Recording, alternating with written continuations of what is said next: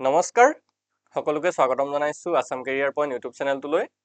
বন্ধুসকল আজিৰ এই ভিডিঅ'ত আমি আপোনালোকৰ আগন্তুক অনুষ্ঠিত হ'ব লগা এছএছচিজিডি কনষ্টেবল পৰীক্ষাৰ বাবে সহায় হোৱাকৈ আৰু এটা মেথছৰ নতুন ক্লাছ লৈ আহিছো আৰু এই ক্লাছটোত আমি কিছুমান ইম্পৰ্টেণ্ট ফৰ্মুলা আৰু শ্বৰ্ট ট্ৰিক্সৰ সহায়ত আপোনালোকক কুৱেশ্যনখিনি কৰাই দিম যাতে এক্সামত গৈ খুব কম সময়ৰ ভিতৰতে এনে ধৰণৰ কুৱেশ্যনবোৰ আপোনালোকে সলভ কৰি দিব পাৰে তো এতিয়া আমি বেছি দেৰি নকৰো কুৱেশ্যনখিনিলৈ যাওঁ তো প্ৰথম কুৱেশ্যনটোত কি দিছে চাওক আৰু এটা কথা আপোনালোকে সদায় মন কৰিব যেতিয়া আপোনালোকে মেথছৰ বা ৰিজনিঙৰ কুৱেশ্যনখিনি কৰিবলৈ যাব তেতিয়া সদায় কুৱেশ্যনটো প্ৰথমতে দুবাৰ তিনিবাৰকৈ পঢ়ি ল'ব তাৰ পিছতে আপোনালোকে সলিউশনটো কৰিবলৈ যাব কাৰণ প্ৰশ্নটো যদি বুজি নাপায় তেতিয়াহ'লে আনসাৰটো কৰিব নোৱাৰে বা আপোনালোকৰ আনসাৰটো ভুল ওলাই যাব সেইকাৰণে প্ৰশ্নটো প্ৰথমতে পঢ়ি ল'ব তাৰ পিছত আপোনালোকে আনসাৰটো কৰিব ঠিক আছে এতিয়া এই কুৱেশ্যনটোত কি কৈছে চাওক দুটা সংখ্যা আমাৰ কি দিয়া আছে চাওক দুটা সংখ্যাৰ লসাগু আৰু গসাউ দিয়া আছে ক্ৰমে 180 আৰু 3 ঠিক আছে সংখ্যা দুটাৰ এটা দিয়া আছে আমাৰ 45 তেতিয়াহ'লে আনটো সংখ্যা নিৰ্ণয় কৰা বুলি কৈছে the two numbers LCM and HCF are 180 and 3 respectively if one of the two numbers is 45 then determine the other number তো ভালদৰে চাওক কি কৈছে আমাক দুটা সংখ্যাৰ লসাগু আৰু গসাউ দিয়া আছে হয় নহয় লসাগু কিমান হয় 180 আৰু গসাউটো হৈছে 3 আৰু তাৰে এটা সংখ্যা দিয়া আছে আমাক 45 আনটো সংখ্যা উলিয়াব কৈছে এতিয়া আমাৰ এনেদৰে যদি দুটা সংখ্যাৰ লসাগু গসাউ আৰু সংখ্যা দুটাৰ দিয়া থাকে তেতিয়াহ'লে তাৰ এটা সম্পৰ্ক আমি জানিব লাগিব ঠিক আছে তো এটা সিম্পল সূত্ৰ বা সম্পৰ্ক আমি কম সেইটো আপোনালোকে লিখি থব বা নোট কৰি থব ঠিক আছে যদি ধৰক সংখ্যা দুটা x আৰু y এটা সংখ্যা x আৰু এটা সংখ্যা ধৰি লৈছো y আৰু তাৰে যদি LCM আৰু HCF টো আমাৰ দিয়া আছে অৰ্থাৎ লসাগু আৰু গসাউটো যদি দিয়া থাকে তেতিয়াহ'লে হিহঁতৰ মাজৰ যেটা সম্পৰ্ক সেই সম্পৰ্কটো কি হ'ব চাওক x * y = কি হ'ব LCM * HCF অৰ্থাৎ যদি দুটা সংখ্যা আমাৰ দিয়া থাকে সেই সংখ্যা দুটা পূৰণ কৰিলে হিহঁতৰ লসাগু আৰু গসাউৰ পূৰণফলৰ সৈতে সমান হ'ব এতিয়া ইয়াতে আমাক কি কি দিছে হেতু ভালদৰে চাই লওক ঠিক আছে কি দিয়া আছে হেতু ভালদৰে চাওক আমাৰ এটা সংখ্যা দিয়া আছে না 45 তো ধৰিছো আমি x টো দিয়া আছে x টো কি হ'ব 45 হ'ব আমাৰ LCM দিয়া আছে 180 তো LCM কিমান দিয়া আছে আমাৰ 180 এটো লিখি লৈছো আমি HCF আমাৰ দিয়া আছে হয় নহয় HCF কিমান দিয়া আছে আমাৰ 3 দিয়া আছে এতিয়া এই যেটো ফৰ্মুলা পাইছো বা যেটো আমি সম্পৰ্ক পাইছো তাতে গুটে তিনটা বস্তু যদি বহাই দিও তেতিয়া হলে ইয়াৰ যেটো আমাৰ y বা নেক্সট যেটো আমাৰ নাম্বাৰ উলিয়াব দিছে হেতু আমাৰ ওলাই যাব বুজি পাইছে এতিয়া যদি ইয়াতে আমি পুট কৰি দিও এখিনি তো x ৰ জাগাত কি আহিব x ৰ জাগাত আহিব 45 ঠিক আছে y টো আমাৰ উলিয়াব লাগে বাকি আমি LCM টো যদি চাও 180 HCF টো হৈছে 3 ঠিক আছে এতিয়া 45 ৰ লগত y টো পূৰণ হৈছে সমান চিনৰ সোঁ সাইডে গলে কি হ'ব হৰণ হৈ যাব মানে y টো হ'বগে 180 * 3 / 45 এতিয়া 45 এ যদি আমি 180 কাটি দিও কেবাৰ যাব 4 বাৰ যাব তো থাকি গল 4 পূৰণ 3 ঠিক আছে 4 পূৰণ 3 4 3 কিমান হ'ব 12 তো আমাৰ যেটো আনসাৰ হেতু হৈ গলগে 12 তো কোনটো অপচন শুদ্ধ হ'ব অপচন এ টো হৈ যাব আমাৰ কাৰেক্ট আনসাৰ বুজি পাইছা সকলোৱে ক্লিয়াৰ হৈছে এতিয়া আমি নেক্সট কোৱেশ্চনটো আগবাঢ়িম আৰু নেক্সট কোৱেশ্চনখিনি আগবঢ়াৰ আগত আপোনালোকক আৰু এটা কথা জনাই থওঁ যদি আপোনালোকৰ এছএছচিজিডি 2026 ৰ কাৰণে আসামিজ মিডিয়ামত ইম্পৰ্টেন্ট পিডিএফ সমূহ লাগে তেতিয়াহলে আমাক মেছেজ কৰিব এটো আমাৰ কন্টাক্ট নাম্বাৰ হয় ইয়াত আপোনালোকে মেছেজ বা কল কৰিব পাৰে আপোনালোকে এই পিডিএফ সমূহত কি পাব জিকে আৰু এৱাৰনেছৰ মোস্ট ইম্পৰ্টেন্ট পিডিএফ পাব লগতে সায়েন্স থাকিব ৰিজনিং মেথছ হিন্দী বা ইংলিশ গ্ৰামাৰ তো আপোনালোকৰ আসামিজ মিডিয়ামত গোটেইখিনি বস্তু পাই যাব আপোনালোকে যদি কিতাপ লবলৈ যায় আসামিজ মিডিয়ামত ভাল কিতাপ নাপায় তেনেকুৱা ধৰণৰ এছএছচিজিডি কাৰণে তো আপোনালোকে আমাৰ পৰা পিডিএফ খিনি ল'ব পাৰে তো এই পিডিএফ খিনি প্ৰাইচটো একেবাৰে কম হ'ব কেৱল 149 ত আপোনালোকে অল সাবজেক্টৰ পিডিএফ পাই যাব তো যদি আপোনালোকৰ লাগে এই নম্বৰটোত আমাক মেছেজ কৰিব আপোনালোকে মেছেজ কৰি কৈ দিব যে এছএছচিজিডিৰ পিডিএফ খিনি লাগে লগে লগে আমি আপোনালোকক সেন্ড কৰি দিম ঠিক আছে এতিয়া আমি নেক্সট কোৱেশ্চনলৈ আগবাঢ়িম নেক্সট কোৱেশ্চনটো কি কৈছে চাওক ভালদৰে বাবু কানু আৰু ৰাজুৰ মুঠ উচ্চতা 480 সেন্টিমিটাৰ যদি কানুৰ উচ্চতা 155 সেন্টিমিটাৰ হয় তেন্তে বাবু আৰু ৰাজুৰ গড় উচ্চতা কি হ'ব The total height of Babu, Kanu and Raju is 480 centimeter. If Kanu's height is 155 centimeter, then what is the average height of Babu and Raju? Question to ভালদৰে চাওক কি কৈছে তিনজন ব্যক্তি দি আছে আমাক হয় নহয় বাবু কানু আৰু ৰাজু তেওঁলোকৰ টোটেল হাইটটো দিয়া আছে আমাক কিমান 480 সেন্টিমিটাৰ ঠিক আছে বাবু কানু আৰু ৰাজু ইহঁতৰ টোটেলটো দিয়া আছে মানে মই প্লাস বুলি লিখিছো আৰু ইহঁতৰ টোটেলটো কিমান হয় 480 সেন্টিমিটাৰ বুজি পাইছে তাৰ পিছত কি দিয়া আছে চাওক কানুৰ অকল মানে সিঙ্গল কানুৰ যদি আমি উচ্চতাটো চাও কানুৰ উচ্চতাটো কিমান দিয়া আছে 155 সেন্টিমিটাৰ ঠিক আছে 155 সেন্টিমিটাৰ এতিয়া ভালদৰে লক্ষ্য কৰক তিনজনৰ টোটেলটো দিয়া আছে 480 সেন্টিমিটাৰ আৰু কানুৰ অকলৰটো দিয়া আছে 155 সেন্টিমিটাৰ এতিয়া আমি যদি চাও বাবু আৰু ৰাজু বাবু প্লাস ৰাজুৰটো কিমান হ'ব তেতে 480 মাইনাস কিমান হ'ব 480 মাইনাস 155 হ'ব নহব মানে 480 ৰ পৰা 155 বিয়োগ কৰি দিলে বাবু আৰু ৰাজুৰ মুঠ উচ্চতাটো আমি পাই যাম ঠিক আছে তো এতিয়া যদি 480 ৰ পৰা আমি 155 বিয়োগ কৰো এটো কিমান হ'ব 10 ৰ পৰা 5 গল থাকিল 5 ইয়াত থাকিলে 7 7 ৰ 5 গল থাকিল 2 ইয়াত থাকিলে 4 4 1 গল থাকিল 3 325 সেন্টিমিটাৰ ঠিক আছে 325 সেন্টিমিটাৰ কি হ'ব বাবু আৰু ৰাজুৰ মুঠ উচ্চতা এতিয়া আমাক মুঠ উচ্চতাটো হুদা নাই নহয় হুদিছে যে বাবু আৰু ৰাজুৰ গড় উচ্চতা কি হ'ব এতিয়া গড় উচ্চতা উলিয়াবৰ কাৰণে বাবু আৰু ৰাজুৰ গড় উচ্চতা উলিয়াবৰ কাৰণে এটা সূত্ৰ আছে সিম্পল ফৰ্মুলা যেটো হেতৰ টোটেল থাকিব টোটেলটো ওপৰত লিখি দিব ঠিক আছে টোটেলটো ওপৰত লিখি দিব টোটেলটো ওপৰত লিখি তলত আপুনি কি কৰিব 2 ৰে হৰণ কৰিব 2 ৰে কেলে হৰণ কৰিছো হেতু ভালকে চাব কাৰণ বাবু আৰু ৰাজু দুজন ব্যক্তি আছে সেই কাৰণে 2 ৰে হৰণ কৰিছো যদি 3 থাকিলেতেন 3 ৰে হৰণ কৰিলোতেন তিনজন ব্যক্তিৰ কথা যদি গড় উলিয়াব দিয়া তেতিয়া 3 ৰে হৰণ কৰো ঠিক আছে চাৰিজন ব্যক্তিৰ কথা সুধিলে আমি 4 ৰে হৰণ কৰিম তে টোটেলটো কিমান আছিল 325 আৰু তলত কি হ'ব 2 তো 325ক যদি আমি 2 ৰে হৰণ কৰি দিও এটো হৈ যাবগে 162.5 সেন্টিমিটাৰ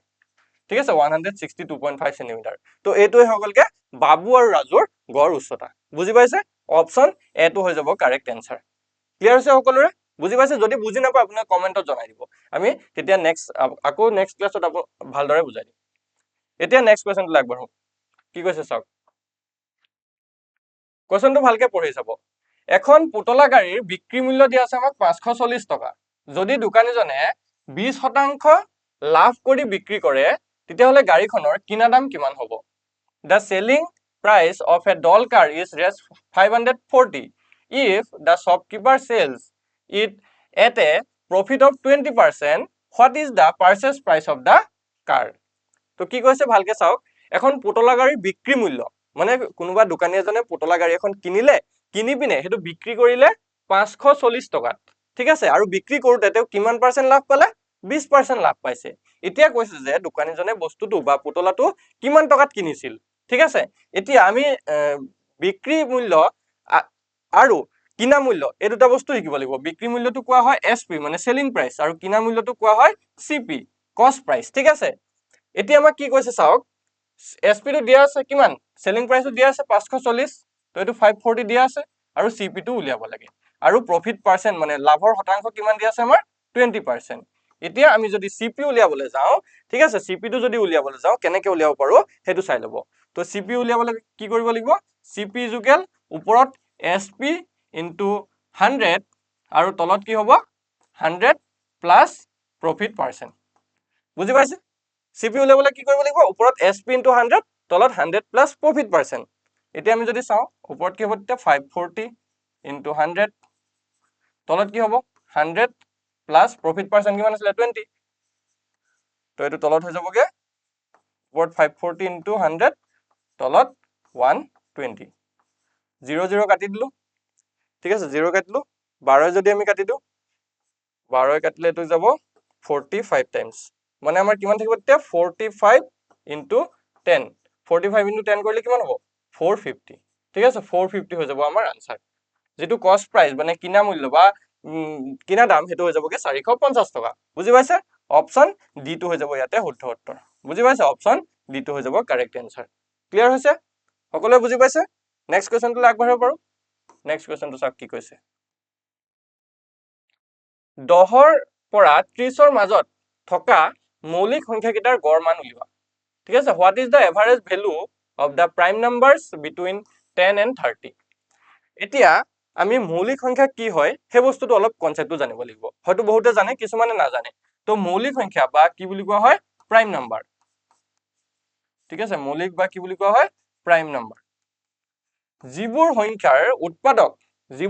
উৎপাদক কেৱল মাত্ৰ দুটা হয় ঠিক আছে যিবোৰ সংখ্যাৰ উৎপাদক কেৱল দুটা হয় ধৰক মই এটা সংখ্যা লৈছো 3 এই 3 সংখ্যাটোৰ উৎপাদক যদি আমি চাওঁ কেৱল 1 আৰু 3 হয় তো এনে সংখ্যাবিলাকক কোৱা হয় মৌলিক সংখ্যা বুজি পাইছে কনসেপ্টটো হৈছে যে যিবোৰ সংখ্যাৰ উৎপাদক কেৱল দুটা সেই সংখ্যাবিলাককে মৌলিক সংখ্যা বুলি কয় যেনেকৈ কলো 3 ৰ উৎপাদকটো হৈছে 1 আৰু 3 এতিয়া ফাৰ্ষ্টৰ যদি আমি মৌলিক সংখ্যাটো চাওঁ একদম ফাৰ্ষ্টৰ পৰা কোনটো ষ্টাৰ্ট হয় হেতু হৈছে 2 ঠিক আছে 2 ৰ উৎপাদক কেৱল 1 আৰু 2 হয় 3 2 পিছত 3 তাৰ পিছতে 5 তাৰ পিছতে 7 এনেকৈ আগবাঢ়ি গৈ থাকে বুজি পাইছে এতিয়া আমাক সেইখিনি নালাগে আমাক লাগে যে 10 ৰ পৰা 30 ৰ মাজৰ যিখিনি মৌলিক সংখ্যা সেইখিনি লাগে তো 10 ৰ পৰা 30 ৰ মাজত থকা মৌলিক সংখ্যাখিনি চাই লওক কি হয় তো প্ৰথমতে আহিব আমাৰ 11 তাৰ পিছত আহিব 13 তাৰ পিছত আহিব 17 তাৰ পিছত 19 তাৰ পিছত 23 আৰু 29 কেটা হল 11 13 17 19 23 আৰু 29 কেটা হল টোটাল 6টা 10 আৰু 30 ৰ মাজত কেটা মৌলিক সংখ্যা আছে টোটাল 6টা মৌলিক সংখ্যা আছে এতিয়া আমাক সুধিছে যে এই সংখ্যা কেটাৰ গড় মান তো গড় মান মানে কি এভাৰেজ বা কেতিয়াবা মিন বুলি কোৱা হয় তো এভাৰেজটো আমি কেনেকৈ উলিয়াম তো যিকিটা মান পাইছো আমি মানে যিকিটা সংখ্যা পাইছো গোটেই কিটাক প্লাস কৰি দিম মানে 11 যোগ 13 যোগ 17 যোগ 19 যোগ 23 যোগ 29 গোটেই কিটা যোগ কৰি আমি হিহতক 6 ৰে হৰণ কৰি দিম বুজি পাইছে কেলে 6 ৰে হৰণ কৰিছো কাৰণ 6টা সংখ্যা আছে যদি তাতকে কম থাকিলেহেঁতেন ধৰক 5টা সংখ্যা আছে তেতিয়া আমি 5 ৰে হৰণ কৰি দিম যদি 6টা সংখ্যা থাকে 6 ৰে হৰণ কৰিম 7টা থাকিলে 7 ৰে হৰণ কৰিম বুজি পাইছে এতিয়া যদি আমি একিটা প্লাস কৰো গোটেই কিটা আপোনালোকে একিটা গোটেই কিটা প্লাস কৰি চাওক 11 13 17 19 23 আৰু 29 গোটেই কিটা যদি প্লাস কৰে 112 ওলাব আৰু তাত ডিভাইডেড বাই কিমান হ'ব 6 এতিয়া 112 ডিভাইডেড বাই 6 অপচনত আছে নেকি অপচনত নাই তো এক যদি আমি কাটাকাটি কৰো তেতিয়া 2 ৰে যদি কাটি দিও 2 5 গুণ 10 এফালে থাকিলে 12 2 6 গুণ 12 এফালে 2 ৰে যদি কাটি দিও 3 56/3 56/3 অপচনত আছে নেকি চাওক অপচন সি আছে তো অপচন সি টো হৈ যাবগে কারেক্ট आंसर বুজি পাইছে অপচন সি টো হৈ গল কারেক্ট आंसर এনে ধৰণে আমি গড় মান উলিয়াব পাৰো এতিয়া এটা হোমৱৰ্ক আপোনালোকৰ বাবে ৰাখিছো ঠিক আছে হোমৱৰ্ক এটা ৰাখিছো মই কেটামান সংখ্যা দিম সেই সংখ্যা কেটাৰ গড় মান কিমান হ'ব আপোনালোকে কমেন্টত জনাব ধৰক সংখ্যাটো হৈছে 23 51 26 39 এই সংখ্যা কেটাৰ গড় মানটো কিমান হ'ব আপোনালোকে কমেন্ট কৰিব ঠিক আছে এই সংখ্যা কেটাৰ গড় মান কিমান হ'ব কমেন্ট কৰিব আপোনালোকৰ ফ্ৰেকশনতো আহিব পাৰে যেনেকে ধৰণে আহক আপোনালোকে কমেন্টত খালি বস্তুটো জনাই দিব ঠিক আছে এতিয়া আমি নেক্সট কোৱেশ্চনটো আগবাঢ়িম নেক্সট কোৱেশ্চনটোত কি কৈছে চাওক এ বি আৰু সি মাজত 5:6:7 কোনো মূলধনক ভাগ কৰা হল যদি এৰ ভাগত 150 টকা পৰে তেন্তে মুঠ মূলধন কিমান হ'ব Any capital is divided between A, B, C in the ratio of 5:6:7. If A's share was raised 150, the total capital was. ভালকে চাওক তিনজন ব্যক্তি আছে A, B আৰু C তো সেই তিনজন ব্যক্তিৰ মাজত এটা মূলধন ভাগ কৰা হল কি অনুপাতত ভাগ কৰা হল 5:6:7 ভাগ কৰা হল এতিয়া কৈছে যে এটো হৈছে 5 অনুপাতটো হৈছে A 6 অনুপাতটো হৈছে B আৰু 7 অনুপাতটো আছে C ঠিক আছে আকৌ এৰ ভাগত কিমান আছে এৰ ভাগত কিমান পৰিছে বুলি কৈছে 150 টকা ঠিক আছে এৰ ভাগত কিমান পৰিছে 150 টকা তেতিয়া হলে টোটাল ক্যাপিটালটো কিমান হ'ব টোটাল কিমান আছিল টকা টোটাল টকাটো কিমান হ'ব হেতু আমাৰ উলিয়াব কৈছে বুজি পাইছে টোটাল টকাটো কিমান হ'ব উলিয়াব কৈছে এতিয়া আমি যদি চাও হেতৰ অনুপাতটো দি আছে তো যেতিয়াই কোনো বস্তু আমাক কোনো এটা কোৱেশ্চনত অনুপাতত দিয়া থাকে লগে লগে আমি কি কৰিম সেই অনুপাতটো আমি এটা ৰাখি হিচাপে ধৰি লম ধৰক এৰ অনুপাতটো 5 দি আছে ন তো এটো 5x বুলি ধৰি লৈছো 6 b ৰ অনুপাতটো 6 দি আছে তো এটো 6x বুলি ধৰি লৈছো আৰু c ৰ অনুপাতটো যেটো 7 দিছে তো এটোক আমি 7x বুলি ধৰি লৈছো মানে এৰ হাতত আছে 5x টকা b ৰ হাতত আছে 6x টকা আৰু c ৰ হাতত আছে 7x টকা বুজি পাইলে এতিয়া আমি যদি চাও এৰ ভাগত দিয়ে থৈছে নহয় আকৌ এৰ ভাগত আমাক কোৱেশ্চনটো দিয়ে থৈছে 150 বুলি মানে কি হ'ব এই 5x টোৱে হৈ যাবগে 150 বুজি পাইছে 5x যদি 150 হয় ইয়াৰ পৰা x ৰ ভ্যালু উলিয়াব পাৰিম তো x ৰ ভ্যালুটো হৈ যাবগে 150 ডিভাইডেড বাই 5 এতিয়া পাছে যদি এটো 150 কাটি দিও এটো হৈ যাব 30 তো আমি x ৰ মানটো কিমান পাই গলোগে 30 এতিয়া x ৰ মান যদি 30 হয় আমাক উলিয়াব দিছিলে টোটাল ক্যাপিটালটো হলে না টোটাল ক্যাপিটাল উলিয়াব দিছিলে তো টোটাল চাওক টোটাল ক্যাপিটালটো যদি প্লাস কৰে 5x plus 6x plus 7x যদি কৰে 5 6 11 11 7 18 18x টোটাল ক্যাপিটালটো আছিল 18x x ৰ মানটো হৈছে 30 তো এটো হৈ যাব 18 into 30 আৰু 18 into 30 কৰিলে কি হ'ব 8 3 গুণ 24 ৰ 4 অকলে 2 3 গুণ 3 4 5 54 0 540 ঠিক আছে 540 হৈ যাব আমাৰ আনসাৰ তো অপচন কোনটো আছে অপচন ডি ত আছে অপচন ডি টো হৈ যাব শুদ্ধ উত্তৰ বুজি পাইছে চাগে খেলিমেলটো লগা নাই যদি খেলিমেল লাগে আপোনালোকে কমেন্টত জনাব এতিয়া আমি নেক্সট কোৱেশ্চনটোলৈ যাম নেক্সট কোৱেশ্চনটো কি কৈছে চাওক A B আৰু C A B C made a loss of Rs 4,800 in a partnership business if their loss ratio is 3:2:1 the loss of A is A B আৰু C তিনজন ব্যক্তি আছে তেওঁলোকে এটা অংশীদাৰ বিজনেস কৰিছিল মানে ব্যৱসায় কৰিছিল তাতে তেওঁলোকে 4,800 টকা এটা লোকসান কৰিলে ঠিক আছে পাৰ্টনাৰশ্বিপ বিজনেছত তেওঁলোকে 4,800 টকা এটা লোকসান কৰিলে আৰু হিহঁতৰ লোকসানৰ অনুপাতটো আছিল এনেকুৱা 3:2:1 তেতিয়া হলে এৰ লোকসানৰ পৰিমাণটো সুধিছে কিমান হ'ব ঠিক আছে এৰ লোকসানৰ পৰিমাণটো কিমান হ'ব তো তিনজন ব্যক্তি আছে A B C ইহঁতৰ অনুপাতটো দি থৈছে কিমান অনুপাতত লোকসান কৰিছে A কৰিছে 3 ভাগ B এ কৰিছে 2 ভাগ আৰু C এ কৰিছে 1 ভাগ ঠিক আছে এতিয়া মই আপোনাক এটা কথা কৈ দিছিলো যে যেতিয়া অনুপাতত দিয়া থাকিব আমি এটা হিহঁতক ৰাখি হিচাপে ধৰি লম তো এটো 3x বুলি ধৰিছো A লোকসান কৰিছে 3x ঠিক আছে B এ লোকসান কৰিছে 2x আৰু C এ লোকসান কৰিছে x টকা বুজি পাইছে এতিয়া টোটালটো দি থৈছে ইহঁতৰ টোটালটো দি থৈছে 4,800 মানে 3x plus 2x plus x is equal 4,800 হৈ গল এতিয়া যদি আমি x ৰ ভ্যালুটো ইয়াৰ পৰা উলিয়াই দিও 3 2 5 5 1 6 6x মানে 6x is equal 4800 তো ইয়াৰ পৰা x ৰ মান যদি উলাই যায় কিমান হ'ব 4800 divided by 6 6 যদি আমি কাটি দিও 6 8 গুণ 48 800 টকা হল x ৰ মান 800 যদি হয় আমাক সুধিছিলে যে এৰ মানটো হয় না নহয় যে এৰ লোকসানৰ পৰিমাণটো কিমান তো এ লোকসান কৰিছিলে 3x 3 ভাগ তো 3x ৰ মানটো কিমান হ'ব x ৰ মানটো যদি 800 হয় 3x ৰ মানটো হ'বগে 3 into 800 3 8 গুণ হ'বগে 2400 ঠিক আছে 2400 টো হৈ যাব আমাৰ আনসাৰ অপচন এৰে এটো হৈ যাব কাৰেক্ট আনসাৰ বুজি পাইছে অপচন এটো হৈ যাব শুদ্ধ উত্তৰ ক্লিয়াৰ হৈছে সকলোৱে আগবাঢ়িব পৰা নেক্সট কোৱেশ্চনটোলে নেক্সট কোৱেশ্চনটো চাওক What is Ram's average speed if he goes from point X to point Y at 8 km per hour and return point Y to point X at 12 km per hour? Rame যদি X ৰ পৰা Y লৈ 8 km প্ৰতি ঘণ্টা গতিৰে আৰু Y ৰ পৰা X লৈ 12 km প্ৰতি ঘণ্টা গতিৰে ঘূৰি আহিছে তেতিয়া হলে ৰামৰ গড় গতি কিমান হ'ব ঠিক আছে ধৰক এটো X পইণ্ট হয় এটো Y পইণ্ট হয় ৰামে X ৰ পৰা Y লৈ গৈছে 8 km প্ৰতি ঘণ্টা স্পিডত আৰু Y পৰা X লৈ আহিছে 12 km